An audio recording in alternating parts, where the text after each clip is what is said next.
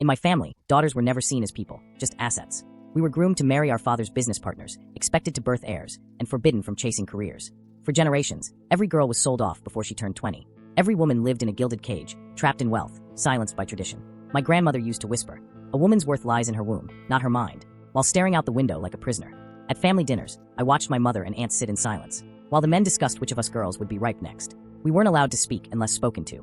After meals, the men smoked cigars in the study, negotiating our futures like livestock trades. The women would retire to the sunroom, comparing diamond bracelets that looked more like handcuffs. When I turned 18, my father announced my engagement to Victor. He was 42, owned half the county's real estate, and had already buried 3 wives.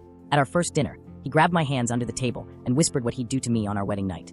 My father looked away, too busy calculating how Victor's investments would grow the family empire. That night, my mother entered my room, trembling.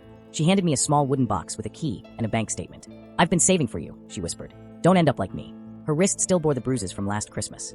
A gift from Victor's friend, her husband. At 2 a.m., I left. Bag packed. Plans I'd made since I was 15, when my cousin Eliza came home from her forced marriage, hollow-eyed and soul-crushed. As I crept out, I found my 16-year-old sister, Mira, waiting in the shadows. "Please take me with you," she begged. Dad told Victor he could have me too, once I turned 18. My blood ran cold. 2 runaways meant twice the risk.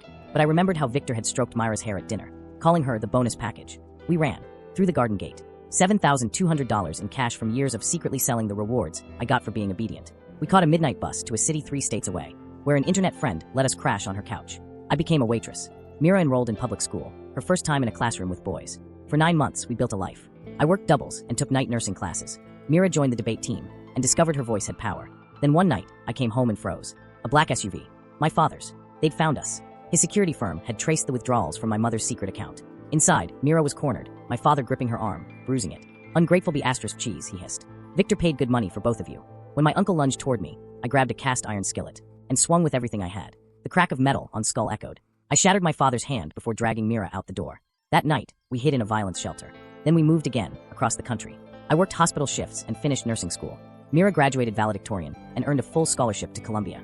They found us 2 more times, once with PIs, once with lawyers claiming I'd kidnapped her. Both times we vanished. Now I'm 28, an ER nurse. Myra's in law school, fighting for women like us. We haven't spoken to our family in 7 years. We lost everything. The inheritance, the status, the blood ties. But we gained our freedom, and I'd pay the price again.